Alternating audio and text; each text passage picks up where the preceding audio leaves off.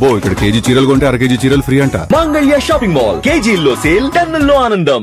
Sir ఇప్పుడు మోడలింగ్లో తెలుగులో మీరు ఎంత అచీవ్ చేశారో ఈ రెండు తెలుగు రాష్ట్రాల్లో, ఈవెన్ ముంబై కానీ యూఎస్ కానీ ప్రతి దగ్గర కూడా మోడలింగ్ రంగంలో మీ వర్క్ నడుస్తూనే ఉంటుంది. సో మీరు ఎంత అచీవ్ చేశారో అందరికీ తెలుసు. సో ఒక జనరేషన్ ఇప్పుడుండే జనరేషన్లో పిల్లలు మోడలింగ్లోకి రావాలంటే సో మీరు ఏం సలహాలు ఇస్తారు? సో మోడలింగ్ ఆ రంగంలో దాంట్లో ఉండే డెవలప్మెంట్ ఎలా ఉంటుంది, వాళ్ళ కెరీర్ ఎలా ఉంటుంది, సో ఏ సలహా ఇస్తారు మీరు? See, at the age of 15 years నుంచి మోడలింగ్ చేస్తున్నాను కాబట్టి it's been long way journey for man. Okay. So నేను చాలామందికి చెప్పేది ఏంటంటే, మోడలింగ్ నమ్ముకుని మీ చదువుని మీ ఉద్యోగాల్ని వదులుకోవద్దు. మోడలింగ్ అనేది జస్ట్ ఎ హాబీ. మీ పర్సనాలిటీని డెవలప్ చేసుకోవడానికి, మీ స్కిల్ని బిల్డ్ చేసుకోవడానికి, మీ కాన్ఫిడెన్స్ని బిల్డ్ చేసుకోవడానికి, మీ బాడీ లాంగ్వేజ్ని మార్చుకోవడానికి, మీకు ఒక పర్ఫెక్ట్ పోస్చర్ని డెవలప్ చేసుకోవడానికి, రిథమ్ని మార్చుకోవడానికి, గెస్చర్స్ నేర్చుకోవడానికి, ఒక స్టైల్ని క్రియేట్ చేసుకోవడానికి use this modelling as a platform, but not for your life.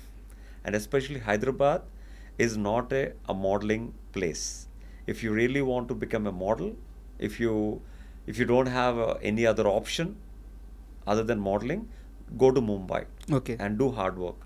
అక్కడ at least every day you can go to 10 to 20 auditions. At least ఒక్కదానికన్నా క్లిక్ అవుతారు. హైదరాబాద్ ఆడిషన్స్కే నెలకి 1-2 అవుతాయి. సో హైదరాబాద్ని నమ్ముకుని మోడలింగ్లో దిగద్దు. మిమ్మల్ని మార్చుకోవడానికి, మేకోవర్ అవడానికి దిగండి. I'm there for 100% for them, but not to change their careers. Okay. To change their personality, come to me. Not to change their careers, don't come to me. మిమ్మల్ని నేను అప్రోచ్ అయినప్పుడు బిగ్ బాస్ గురించి నేను చాలా తక్కువ మాట్లాడతాను అని చెప్పాను. సో నాకు తెలిసి నేను చాలా తక్కువే మాట్లాడాను. బట్ ఒక 2 క్వశ్చన్స్ ఉన్నాయి సార్. ఇప్పుడు బిగ్ బాస్ 9 స్టార్ట్ అవ్వబోతుంది. ఓకే. సామాన్యుడికి ఛాన్స్ అని చెప్పి ఒక ప్రకటన రిలీజ్ చేశారనమాట. సో మీరు కూడా పార్టిసిపేట్ చేస్తారా? నాకు ఇంట్రెస్ట్ లేదు సార్. ఇప్పుడు లేదు. ఓకే. పైగా చేసే అంత స్థాయి కూడా నాది కాదు ఇప్పుడు. ఓకే. సో అది ఫ్యూచరు. అండ్ నిజంగా ఒక సామాన్యుడికి ఛాన్సు అంటే అక్కడంతా చాలా జెన్యూన్గానే జరుగుద్ది. జెన్యున్గా జరుగుతుంది అనడానికి ఎగ్జాంపుల్ నా సీజన్లో గణేష్ రావడం. ఓకే. అతను ఒక కామన్ మ్యాన్గా లోపలికి వచ్చాడు. సో వచ్చిన తర్వాత తను చెప్తా ఉండేవాడు అనమాట. సో అందరిలాగే నేను కూడా వీడియో రికార్డ్ చేసి పంపించాను. జస్ట్ నేను యాజ్ అన్ యాంకర్గా నేను లోడా వాగుతాను కాబట్టి ఫాస్ట్గా మాట్లాడడం నా స్కిల్. అదే మాటలు ఫాస్ట్గా మాట్లాడుతూ నేను పంపించాను. దానికి ఇంప్రెస్ అయ్యి ఒక 3 రౌండ్లు అయ్యాయి. ఓకే. సో తర్వాత 30 మందిలోంచి 10లోంచి 3, 3లోంచి ఒకరిని సెలెక్ట్ అవ్వడం జరిగింది. సో బికాస్ ఆఫ్ తన టాలెంట్ అది.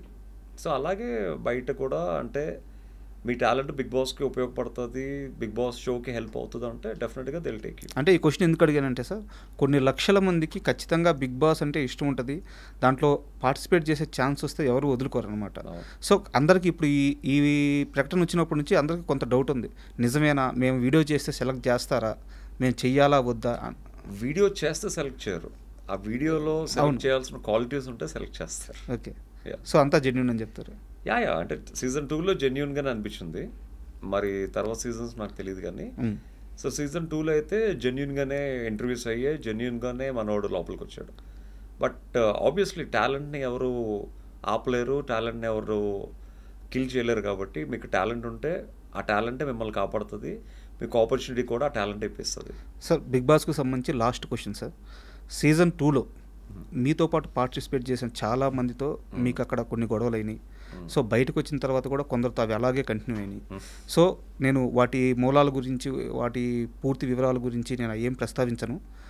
ఇప్పుడు ఈరోజు నా ముందున్న కౌశల్ మనసులో వీళ్ళందరితో నేను గొడవపడ్డాను, వీళ్ళల్లో ఒక్క వ్యక్తిని నేను ఇంకొంచెం మంచిగా ఉంటే బాగుండేది, అతనితో ఇప్పుడు మాట్లాడాలనిపిస్తుంది, ఆమెతో ఇప్పుడు మాట్లాడాలనిపిస్తుంది, ఆ గొడవలన్నీ మర్చిపోయి ఆ ఒక్క వ్యక్తిని అయితే మిస్ అవుతున్నాను అని వాళ్ళందరిలో ఒక వ్యక్తి పేరు చెప్పమంటే ఎవరైనా ఉన్నారా లేరా? ఉన్నారు. ఎవరు సార్? నాని గారు. అవును, నాని గారికి మీకు మీ fans actually I want to tell one thing seriously అండి. నాని గారు is a very very genuine, very lovable person. నాకు ప్రతి శనివారం నాని గారు మా ముందుకు వచ్చినప్పుడు నేను ఎప్పుడు నాని గారిలో ఉదయ్ గారిని చూసేవాడిని. ఓకే. ఇన్ఫ్యాక్ట్ నేను డైరెక్ట్గా చెప్పాను కూడా, మీరు మా ఫ్రెండ్ ఉదయ్ కిరణ్లా ఉంటారంటే, so you look same exactly. So can I make friend, can I be a friend with you అని. అది టెలికాస్ట్ అవ్వలేదు, బట్ నేను జెన్యున్గా అడిగాను. అరే కౌశల్ మళ్ళీ భలే వాడివే, లెట్స్ బీ అ ఫ్రెండ్స్ అన్నారు అతను. ఓకే. బట్ యాజ్ దిస్ ఇంటర్వ్యూలో నాని గారు చూస్తారో లేదో తెలియదు కానీ, జస్ట్ బికాస్ ఆఫ్ ఆ ట్రోలింగ్ ఏదైతే అంటే ఎవరైతే నన్ను అభిమానించేవారో, నాని గారు తనిష్ని, తేజస్విని సపోర్ట్ చేస్తున్నారని ఒక ఉద్దేశంతో నాని గారిని చాలామంది ట్రోల్ చేశారు, విచ్ ఈస్ వెరీ రాంగ్, చాలా తప్పు. యాక్చువల్గా తను హోస్ట్గా తన బాధ్యతను తను నిర్వర్తించారు యాక్చువల్గా.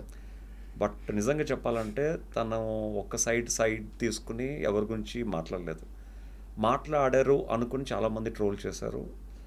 బయటకు వచ్చిన తర్వాత నాని గారు తలుచుకుంటే as a producer he can give me lot of films. నేను నాని గారి season winner, I'm Nani winner. So తలుచుకుంటే నాకు డెఫినెట్గా అతని సినిమాలో డెఫినెట్గా మంచి క్యారెక్టర్స్ ఇచ్చేవారు. అతను తలుచుకుంటే చిటికలో పని అది. బట్ నా ఫ్యాన్స్ మేబీ వాళ్ళెవరు కూడా నాకు తెలియదు. నేను లోపల ఉన్నప్పుడు కౌశల్ ఆర్మీ అని కొంతమంది చేసిన ట్రోలింగు, కొంతమంది చేసిన వీడియోసు, ఆ కొంతమంది తిట్టిన తిట్లు, నేను తిట్టానని అనుకున్నారేమో నాకు తెలీదు. అంటే బట్ వాళ్ళ బయట విన్న వాటికి లోపల నాకు ఎటువంటి సంబంధం లేదు. మేబీ తనకి బయట జరిగిన వాటికి అతను రియల్గా హర్ట్ అయ్యి, మేబీ బిగ్ బాస్ తర్వాత అసలు బిగ్ బాస్ గురించి ప్రస్తావన కానీ, బిగ్ బాస్ కంటెస్టెంట్స్ని కలవడం కానీ ఎప్పుడు చేయలేదు యాక్చువల్గా. మేబీ తను జెన్యున్గా ఆ బిగ్ బాస్ టైంలో తను ఫేస్ చేసిన ప్రాబ్లమ్స్ అయి ఉండొచ్చు. బట్ సిన్సియర్గా యాజ్ ఐ డ్రీమ్ సాక్షిగా చెప్తున్నాను, నాని గారు అంటే నాకు ప్రత్యేకమైన అభిమానం, ప్రత్యేకమైన గౌరవం, ప్రేమ అన్నీ ఉన్నాయి. బిగ్ బాస్ నుంచి బయటకు వచ్చిన తర్వాత నాని గారిని కలవడానికి చాలా ట్రై చేశాను. బట్ తను ఎప్పుడు షూటింగ్లో బిజీ ఉండి అవ్వలేదు. కానీ బట్ యాక్చువల్గా నాని గారిని కలిసినప్పుడు కూడా ఇదే చెప్తాను యాక్చువల్గా, అంటే బయట జరిగిన వాటికి లోపల నాకు లింక్ పెట్టద్దు అని. ఓకే. అండ్ ఫైనల్గా సార్, కన్నప్ప ఒక పెద్ద సక్సెస్ అండ్ దాంట్లో మీకు ఒక మంచి రోలు. సో దాంట్లో మీరు మీ యాక్టింగ్ కానీ మీ స్క్రీన్ ప్రెజెన్స్ కానీ అద్భుతంగా ఉంది. సో కౌశల్ ఏ క్యారెక్టర్ అయినా చేయడానికి రెడీగా ఉన్నాడు, చేయగలడు. సో అని చెప్పి ఒక కాల్ అయితే ఇండస్ట్రీలోకి వెళ్ళింది. సో మీ ఫ్యూచర్ ఎలా ప్లాన్ చేసుకుంటున్నారు సార్? నాకు మోడలింగ్ గురించి చెప్పొద్దు, అంటే మోడలింగ్లో మీరు కొత్తగా సాధించి ఇంకా పెద్దగా వెళ్ళేది అన్నీ ఆల్రెడీ అచీవ్ చేసేసారు మోడలింగ్లో. నాకు కౌశల్ని, అంటే ఇది నా ఇంటర్వ్యూ కాబట్టి నా వ్యక్తిగత క్వశ్చన్ అడుగుతున్నాను, నాకు కౌశల్కి రావాల్సిన అన్ని ఛాన్సులు కానీ, కౌశల్ ఉండాల్సిన స్థాయిలో కానీ ఇండస్ట్రీలో ఇప్పుడు లేడు అనేది నా వ్యక్తిగత అభిప్రాయం. సో ఈ క్రైటీరియాలో మీ ప్లానింగ్స్ ఎలా ఉన్నాయి? ఫస్ట్ థింగ్ ఏంటంటే, ఒక మనిషికి అచీవ్ చేసుకోవడానికి, ప్రూవ్ చేసుకోవడానికి కావాల్సింది ఒకే ఒక అవకాశం. అవకాశం అనేది ఆ పర్సన్కి వస్తే తన జీవితంలో ఉన్న ఆ బాధని, ఆ కసిని ఒక్కసారి ప్రూవ్ చేసుకుని he will show the best. అలా చాలామంది యాక్టర్స్ ప్రూవ్ చేసుకున్నారు ఒక్క ఆపర్చునిటీతో.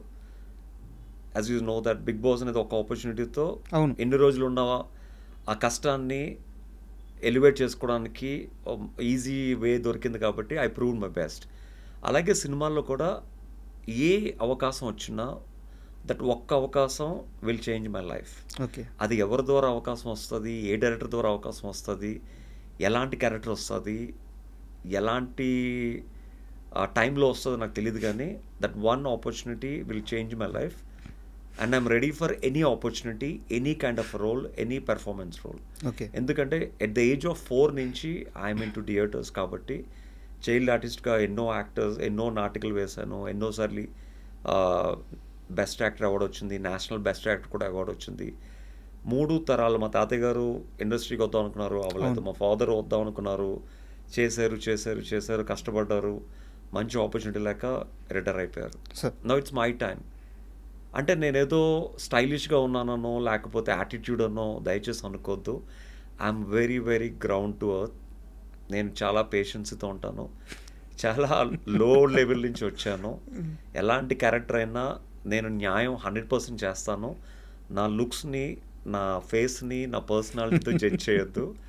మీ క్యారెక్టర్ని మాత్రం దృష్టిలో పెట్టుకుని ఆ క్యారెక్టర్ ఇవ్వండి. 100% జస్టిస్ చేయకపోతే ఇమీడియట్గా first day you can make me get out actually. Sir and ఫైనల్గా సార్, నేను మిమ్మల్ని అప్రోచ్ అవ్వడానికి కారణం ఏంటంటే, సో మీరు లైఫ్లో ఎక్కడెక్కడ సాధించాలో అక్కడక్కడ సాధించేశారు. ఫ్యామిలీ కోసం ఏం చేయాలో చేసేసారు.